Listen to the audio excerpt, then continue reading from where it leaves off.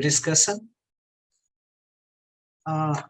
Today's talk, business opportunities in lilium flower cultivation, is a very pertinent topic, and I thank you for the agricultureinformation.com to invite me, to give me the opportunity to speak on the cultivation of lilium cut flowers. As you see, lilium is a special cut flower, and this cut flower is not that common like other flowers. Uh, as you know, this cut flower is highly endemic to the temperate climate. If we see the origin of the cut flower or hybrid varieties, they all come from Europe because they have a long gestation period for the dormancy. So the bulbs, they are sleeping for a large time of the year as dormant bulbs, and when the dormancy is over, then they give very good uh, growth and flowering in even in the warmer conditions. So we will see the production technology of lilium today, and we will interact to know that the because the diversification in cut flowers and also the ease of policies of the transportation of bulbs, because transportation is also not that easy. Import permit is not that easy because this is a bulb, and maybe soil borne diseases and pathogens, they can come and they can be quarantined for a long time, and then the production can be done. So these are largely uh, different hybrid groups. As you see, uh, among the five cut flowers, top 10 cut flowers, there is one bulbous crop, that is lily. If you see, we have very common cut flowers like tuberose, gladiolus in the market, so they come from the same family. And if we see there are so many groups in lilium, but if we see the major groups for cut flower industry, they are Asiatic hybrids. So you can now find many varieties in Asiatic hybrids, and then we have the Oriental hybrids, and then third group is longiflorum hybrids. So basically, the Asiatic hybrids are adapted to little warmer conditions. The Oriental types are adapted to little temperate conditions, and longiflorum hybrids, they are adapted to highly temperate climate conditions. So it means the physiology of the crop is much dependent on the day and night temperature and also the humidity available. As I spoke, that the crop is raised from the bulbs, and the bulbs are sprouting at a different temperature. So if we see the night and day temperature, so the day temperature, if it is 25 degrees centigrade and 18 degrees centigrade night temperatures are prevailing, so that is the good time for sprouting of the bulbs. And if we grow it in the indoor, like protected cultivation, then we may it may be possible that we can control or we can manage this temperature and humidity very well. If not, then we have to, in the later part of the slides, we will see that how the Himalayas and the higher hills are adapted for growing good quality of lilium flowers and also bulbs for good market. So if we see the soil temperature, it is very crucial for germination. If the temperature is below 17 degrees, so there is a slow germination, slow sprouting. If it is more than 17 degrees up to 24 degrees, then there is a faster sprouting of bulbs, and you can have a very good crop coming. So if we see in the conditions where the temperature is little warmer and the sunlight available is too strong, then we can use the shading. If we have the protected cultivation in the greenhouses, then we can provide shading for both purposes. for cutting down the radiation from the top and also lowering down the temperature or the heat coming from the top. So there it is a possibility that we can provide shading either by green shading or black shading or also by illuminate shading. So illuminate shading has an advantage of cutting down the radiation to much extent as compared to the green and blue, black ones. So here, if we see this crop requires a photo period.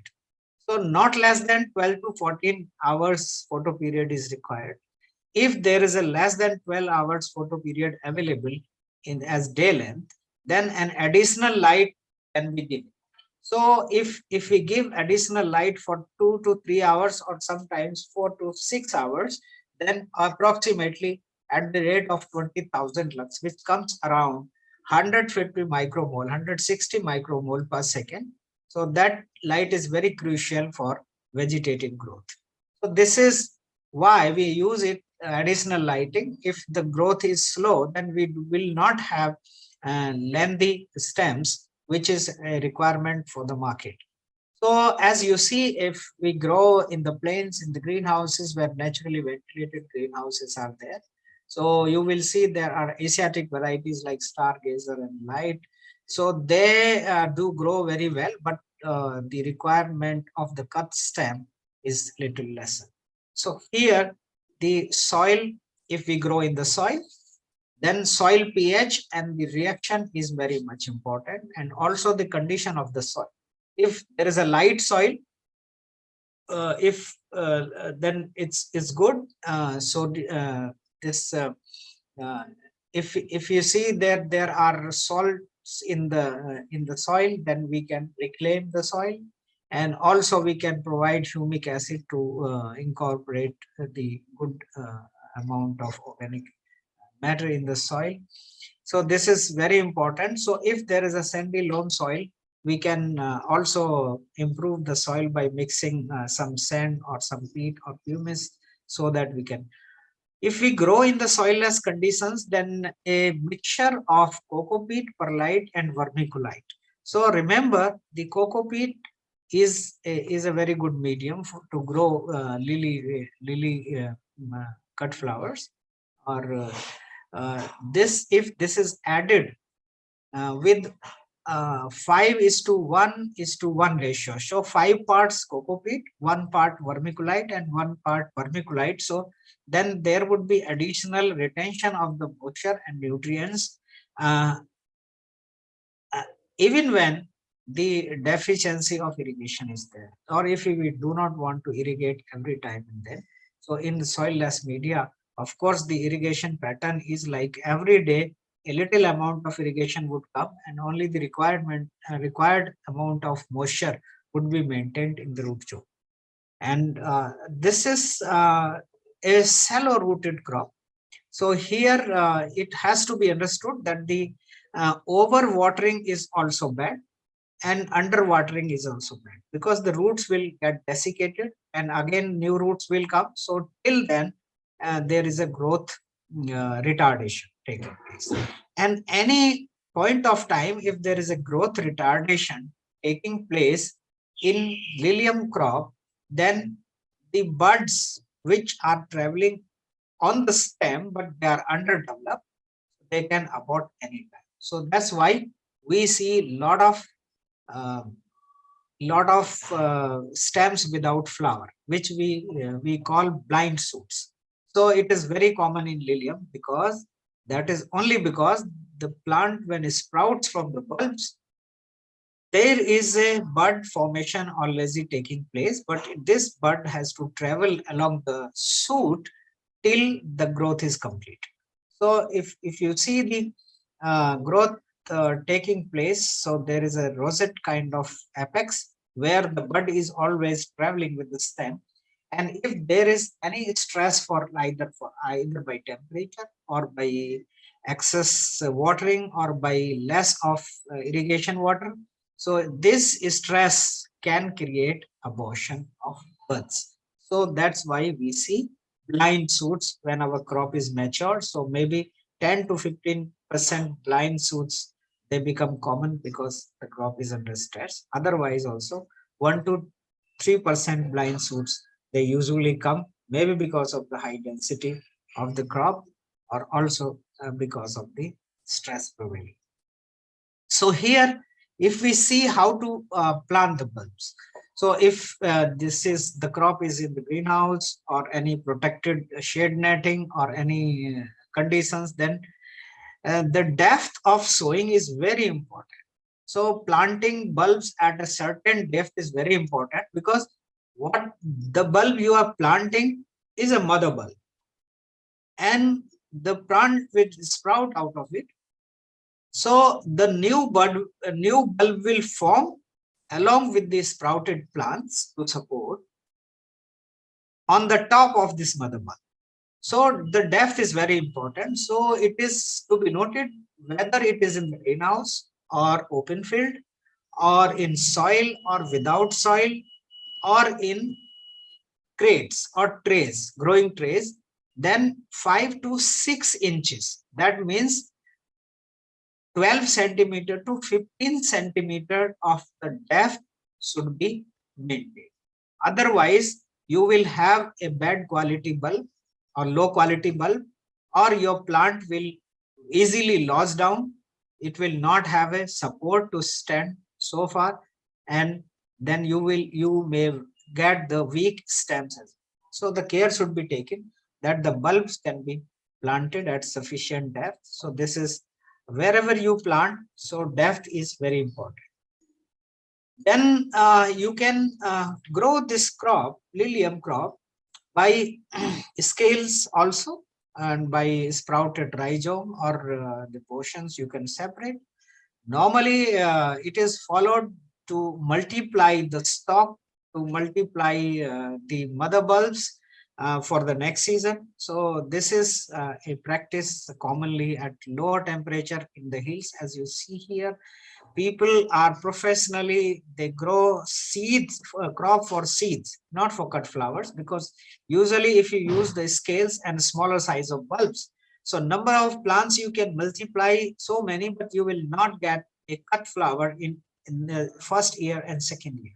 But you can get 4 to 5 times or 6 times more number of bulbs from the plants for the next crop.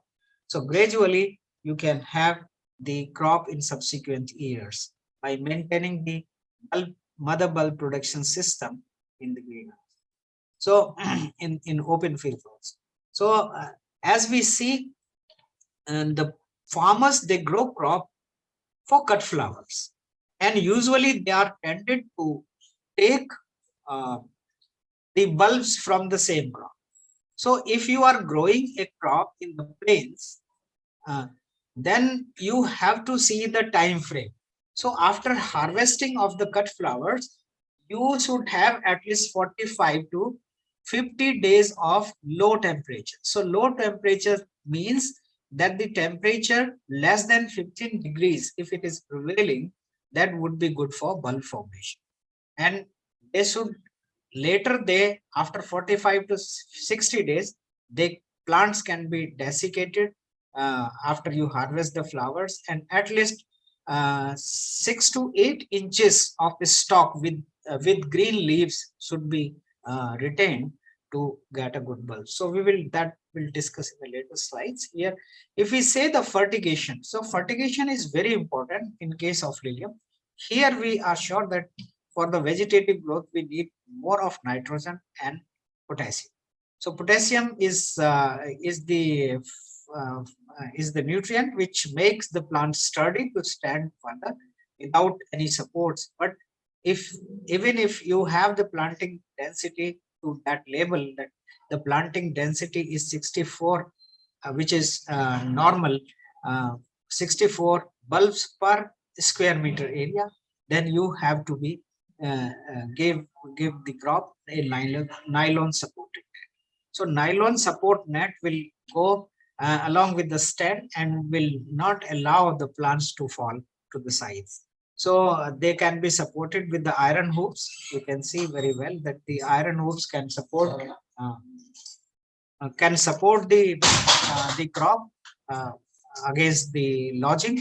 and it's, uh, it's very easy to do. So since after the planting, when the sprouting is done, so then the support net can be put in.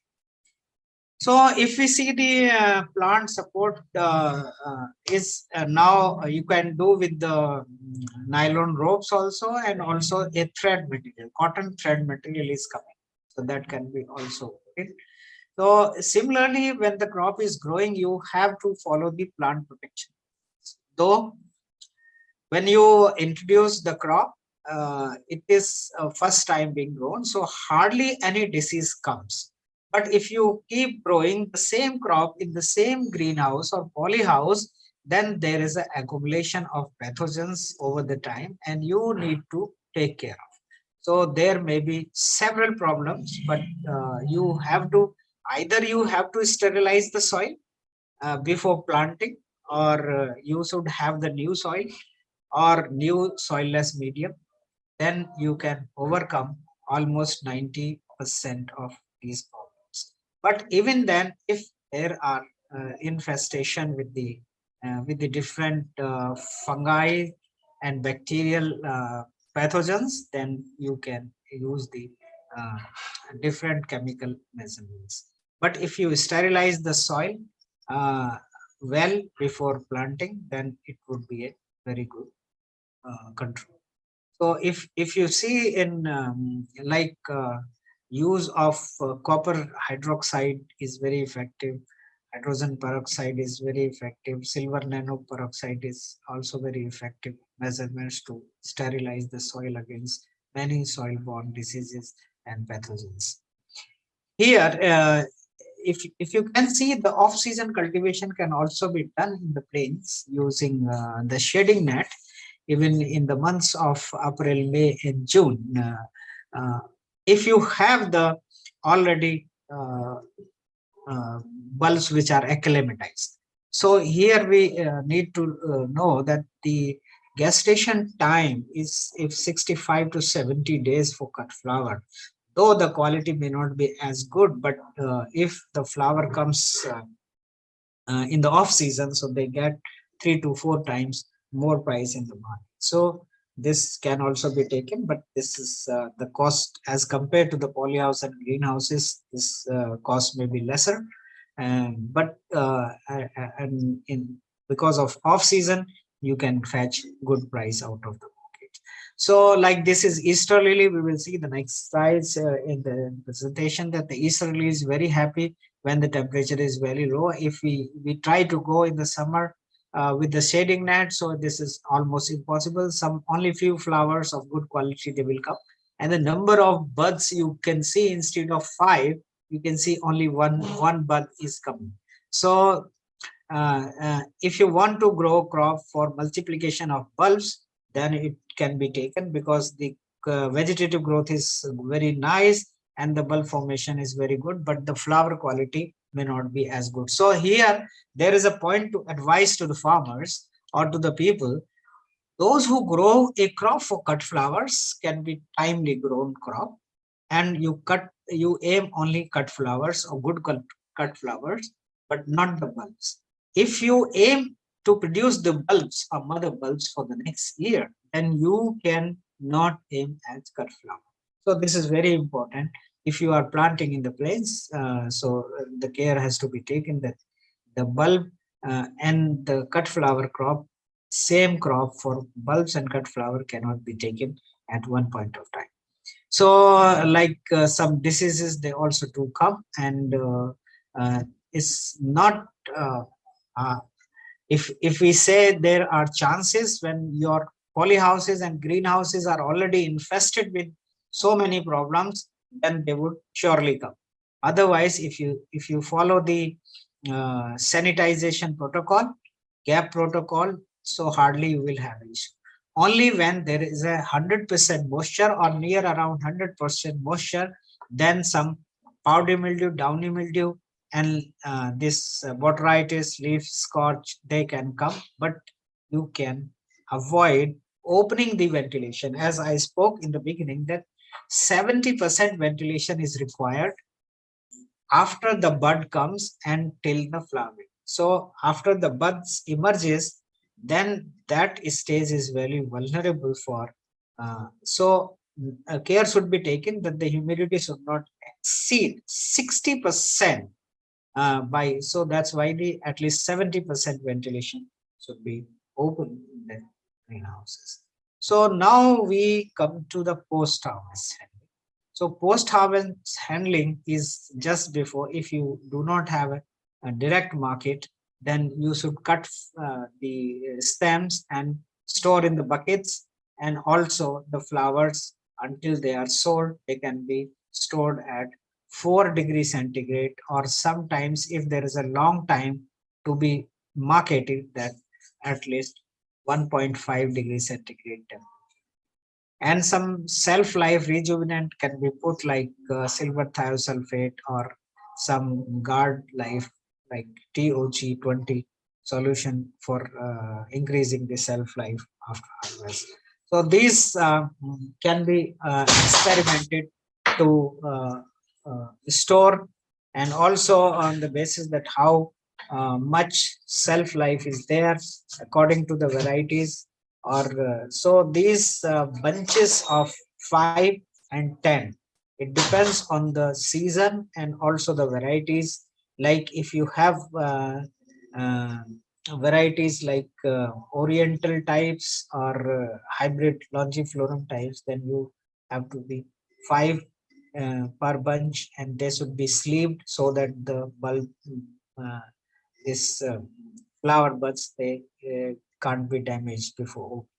So the opening can also be restricted by individual sealing, but in a perforated polyethylene cover, they should be stacked and stored in the buckets with the water before they are marketed.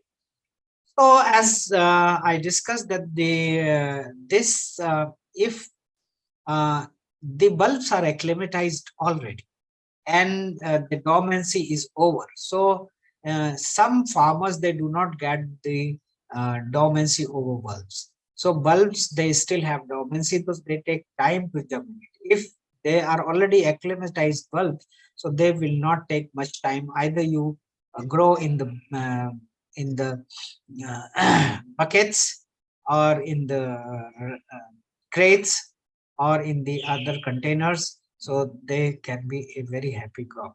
So this is always advisable. This is now is not a long time crop, except the Easter lily, if you say. So all lilium varieties, they hardly mature in 60 to 80 days time, and they can be harvested with a good quality. So every time there is a benefit that you are throwing that growing media, so there is no infestation going. So there are large number of chances that the infestation is with the bulbs. So bulbs, they grow in the soil, and if we use the same soil or same greenhouse without being sterilized or treatment, then the infestation with the fungal diseases, fusarium spores, and botrytis and powdery mildew, downy mildew infestation will go very fast in the next crop. So the care should be taken that if you use the soilless media and replace it in the next year, so there are very less chances, not even 1%, for getting the infestation various diseases. So you can see the uh, oriental type lilies, temperate lilies, so they can be grown.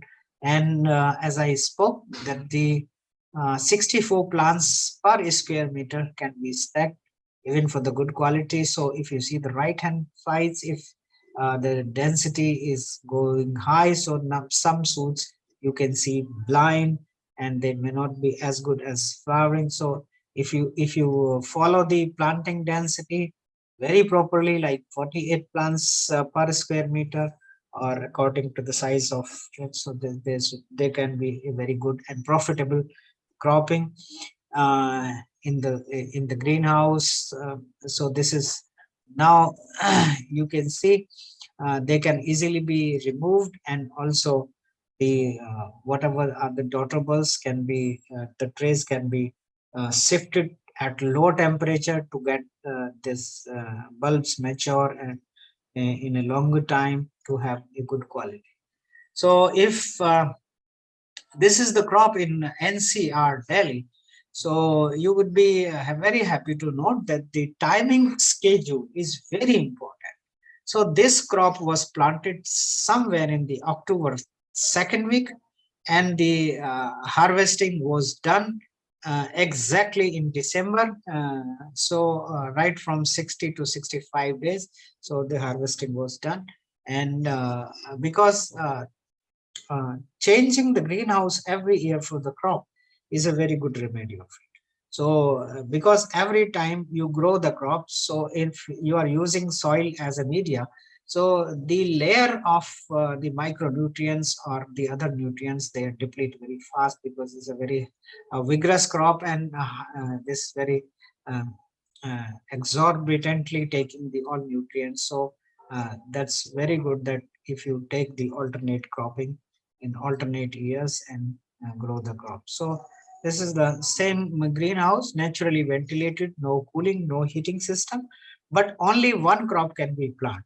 So if you see the time frame of October to December, January, so only one crop can be planted from the naturally ventilated greenhouse, which can also be a low cost greenhouse, where the crop cost of production is less as compared to the high tech greenhouses. And this can also be followed. So instead of spending 50% more, you can harvest 15% less profit. So this is a good advantage of having 35% more profit to go with the low cost structures, but only one crop. So if we see the harvesting of bulbs, how it is being harvested. So after you harvest, then the grading is very important. So only the bulb size of more than 14 would help you to get a very good crop the next year. The rest lower size of the bulb can be used for multiplication further, but only the size more than 14 uh, can be used. So this is how the bulbs are being planted for multiplication. And also you can see the storage one. So as I spoke that the sometimes minus 1 degree centigrade to 4 degree centigrade temperature is required to store the bulbs. So it depends on the varieties. If you have the European varieties, then you have to go for minus 1 degree centigrade and up to 4 degree centigrade for this, to avoid the sprouting during the 7 to 8 months time. So this is a challenge. If you have the cold storage in the areas of hills, then you will have where the crop is happily growing. You can have a crop better with the quality of bulbs, and then also you can store at lower cost, because running the cold storage cost would be less in case of hills, where the temperature maintenance is of low variation, and then it can be maintained very easily. So that's how, if you have the production system of crop in such a climate where the temperature maintenance is not a problem, so already you have low temperature for quality production of cut flowers, so then you can have a very happy crop. So the advice is go for a location where you have a low temperature already. So go for low cost investments, and high investments may comparatively give you lower profits. But if you choose a location like Himachal, Uttarakhand, and Ladakh areas, then you can have a very good cropping system. And if the same flowers can be transported to the plains, and in the off season, we'll get a good price. And also, if you can export it, we'll have a good competition.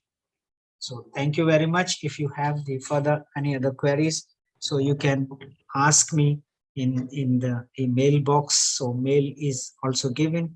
You can be answered.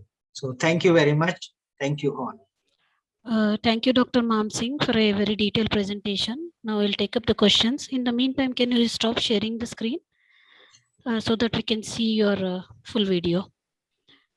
Yes, please. Okay. So the first question is, Is lilium same as lily flower? Yes, lilium is same as lily flowers, but Oh, they have many groups. okay.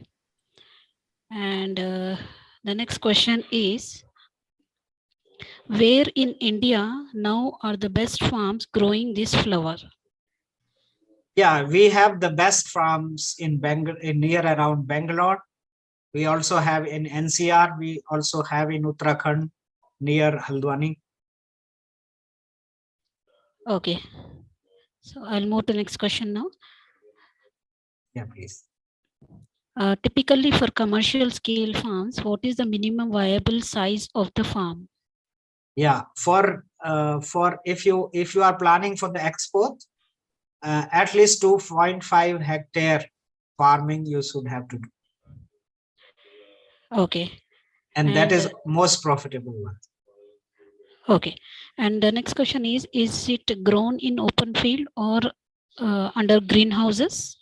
Yeah, you can grow in open field also, but you have to see the temperature timings. Like we grow in NCR, if even if we grow in the low cost structures, we can grow in October to January months. So if you grow in Bangalore and other conditions, then you have to have a greenhouse. So the greenhouse polyhouse, we need to control the infestation from the virus and other insects. Other fungal problems.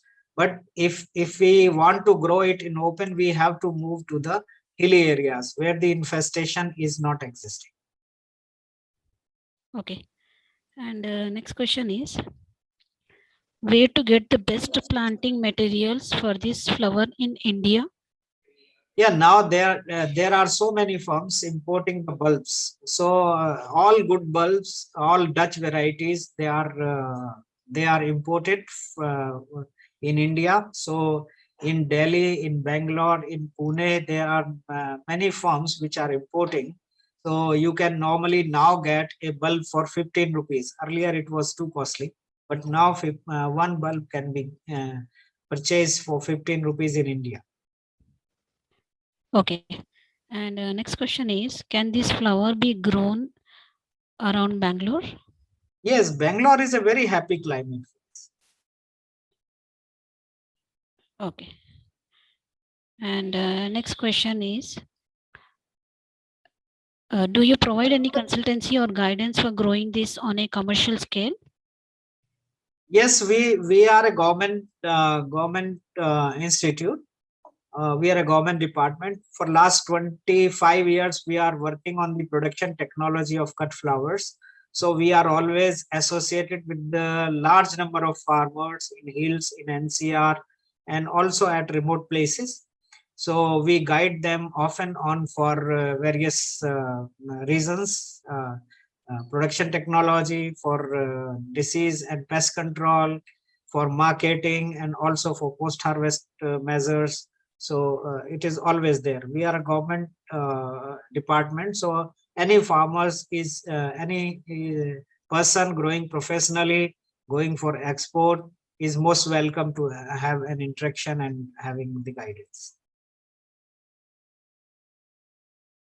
Okay. And the next question is, what is the minimum investment required for growing on a commercial scale? Yes, this is a very costly planting material. If you want to plant at least 1 acre lilium bulbs, so initial cost would be around 15 to 18 lakh rupees for only for bulb. So rest, if you say 1 acre polyhouse is made around 30 lakhs or 35 lakhs, so you need to have at least 50 lakh rupees investment for 1 acre lilium farming. Okay. And next question is, have any projects you guided failed, and what are the reasons you observed? Yes, we have guided so many projects. One was for the production of seeds and planting material. But as I said that we need to have a long duration of less temperature when the bulb formation and maturity taking place. So largely 2 or 3 projects, they fail to multiply the bulbs because there is no natural climate in NCR to multiply the bulbs. So if you have to multiply the bulbs, we have to shift rather we have already shifted 2, 3 farms to produce bulbs in Uttarakhand and also in Himachal. So now we are able to produce, our farmers are able to produce good quality bulbs. Okay, and next question is, in the is the market for these flowers only inside India, or are these cut flowers also exported?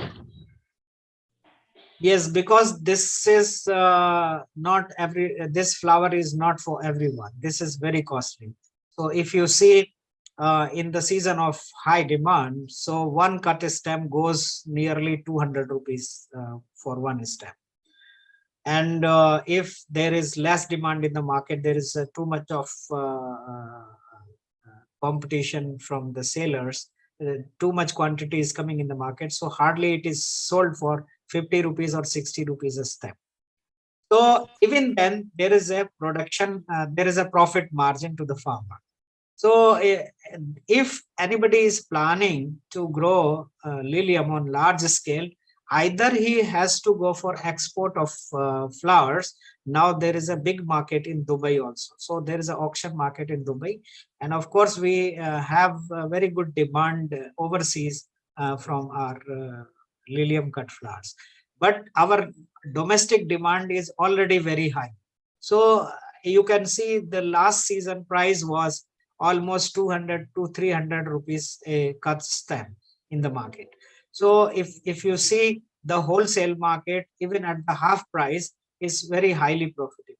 So even if a farmer is able to sell for 100 rupees or 80 rupees a stem, then also it's a very big profit for the farmers.